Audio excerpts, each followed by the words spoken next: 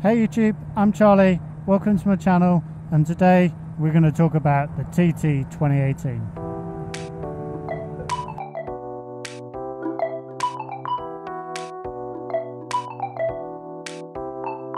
Stay alert, baby, it's a crime.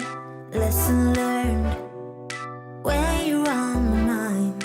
It's a curse, not having you around. I wasn't ready to say goodbye. Feeling light, I don't know how I feel. So if you're a regular to my channel, you would have already seen a video that I created back at the beginning of the year, kind of explaining what I had planned for 2018. If you're not a regular to my channel, please hit the subscribe button below, or even off to the bottom corner. Also, if you want to hit that bell, that will tell you when I upload new videos and when new content's available for you to view.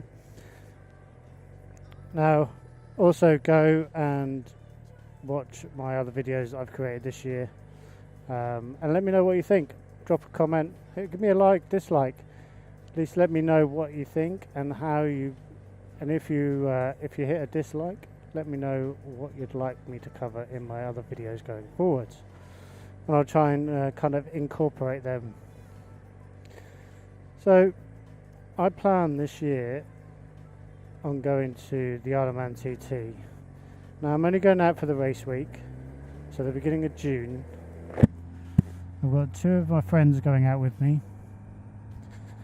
so hopefully we should have a good time. I went out in 2013, it was my first and only time over to the TT, thoroughly enjoyed it. Went out and camped for 5 days. Great experience, weather was fantastic. Forgot to take suntan cream with me, got absolutely burnt. I think the worst part of my body to get burnt was my kneecaps. And anyone that puts leathers on can hopefully sympathise with me when I said I was in pain trying to get my leather trousers on. It hurt like anything, absolutely hurt. So that's going to be one of the first things I pack in my luggage. Whether I need it or not, it's going with me this time round.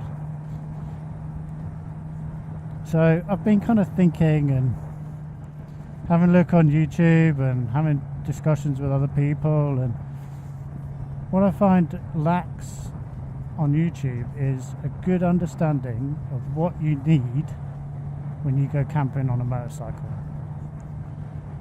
Because you think, some people just think they rock up and away they go, throw everything on the back of the bike, but actually there's a few little essentials that you need, like power. Everyone has a mobile phone. Some people travel with tablets, and how are you going to charge those? So one of my other videos that I've created, and please go ahead and have a look, and there'll be a card above to take you to there, is how I've placed charging points on my motorbike ready for me to use once I get over to the island. I'll be taking an external battery pack with me. The one that I have is 20,000 milliamps, so it should be able to charge my phone at least 5 times before it dies. But it's not just my phone that I want to charge, so it's all my camera gear, all the batteries for that as well, so it's going to have to handle quite a bit. Now, one of my charging points is under my pillion seat, which is where I'm going to put the battery pack to charge during the day whilst I'm riding. And then in the evening, if it's not got enough charge in it, the battery pack that I bought has a solar power panel on top, so it will top that power up. I believe the solar panel will only charge it about 9%, so you need to be mindful of that if you've got it out in the sunshine all day, it won't charge fully. It still needs some sort of, dare I say, mains power input, but actually just needs a 12 volt from your bike. It'll just take longer to charge. So along with that, I've put a charge point at the front of the bike, which I'll be able to kind of hook into, because I'm going to take a tank bag. So within the tank bag I can have my phone charging. I can also have kind of my batteries for my camera charging in there as well during the day whilst I'm out and about. And then obviously with the external battery pack, it's good when you're sitting back at the tent in the evening just to start charging your phone and stuff if you need to, just to top everything up.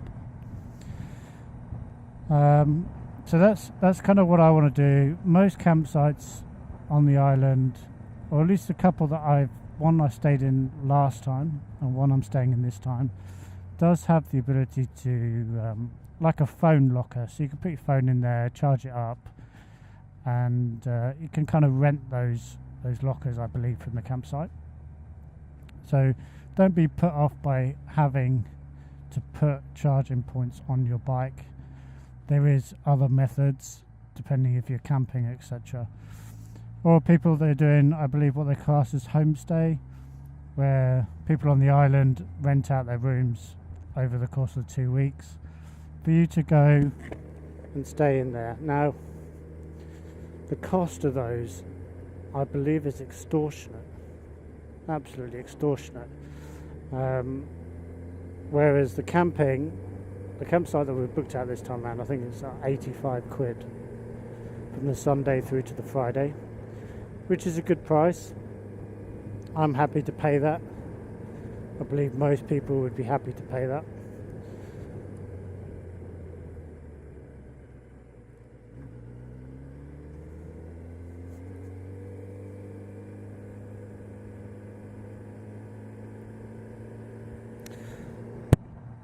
So what I want to kind of cover off is my experiences with the Isle of Man. So I went over there, as I said, back in 2013 with kind of, I don't know, a little bit of, I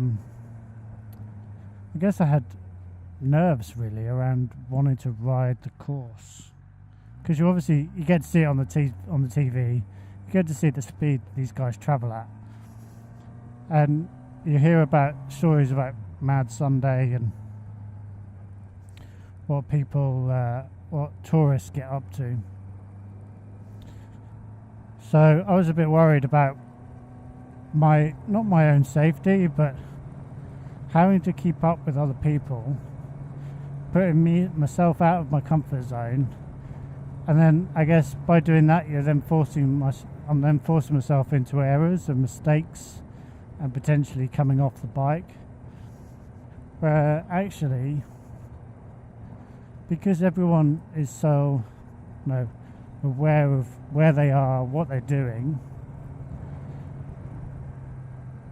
you tend not to have to think about anything apart from the fact of where you are on the road, what gear you're in, whereabouts you are on the course, and just forget about everybody else.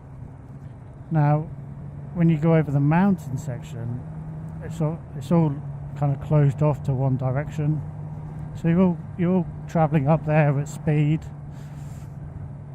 Okay, you've got to negotiate cars, and you've got to negotiate RVs and motorhomes, and yes, there are other bikes that will be coming past you. So if you want to take a nice ride around the island, you just have to be you just have to understand that you need to stay away from, the racing lines, shall we say, because you will have somebody coming down the inside of you around a bend. So as long as you understand that and you're fully aware that if you stay off the racing line and you don't hit the apex of the corners, you'll be fine, absolutely fine. So I'm going to start kind of putting together what I want to take to the TT. Firstly, this weekend in the UK has been fantastic weather-wise, so I've already got the tent out of the garage, I've put it up, I've given it a good airing for a day and packed it away again. Now, apart from doing that, I've started to write a list of what I need to take to the TT, or what I believe I need to take with me. What I'd like some help with is, there's obviously And anybody been camping, you've thought you've had everything, you've gone off and you've forgotten stuff, and it will always be the case.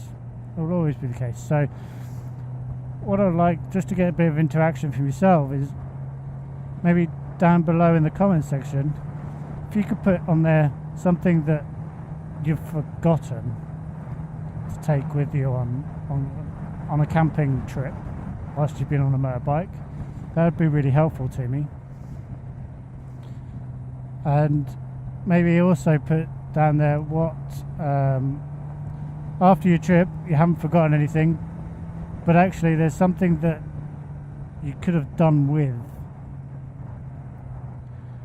and then I will comment back and tell you what I forgot to take with me to the TT in 2013, and something that I would definitely not forget to take with me this time round.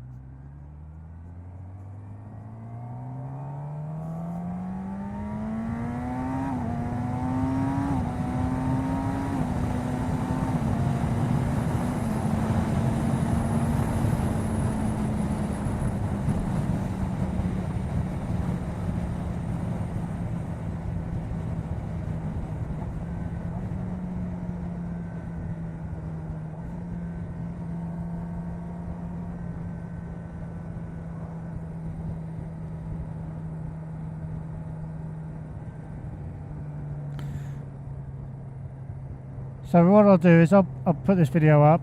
I will start creating some smaller videos around what I plan on packing. I've gone out and bought myself a 50-litre roll bag for the back of the bike. I've got a tank bag. I've got some soft panniers as well. So I'll come back with another video around what I plan on taking camping wise in the next video. So thank you for watching. Don't forget to hit subscribe, and I'll see you again soon. Thank you guys. Bye.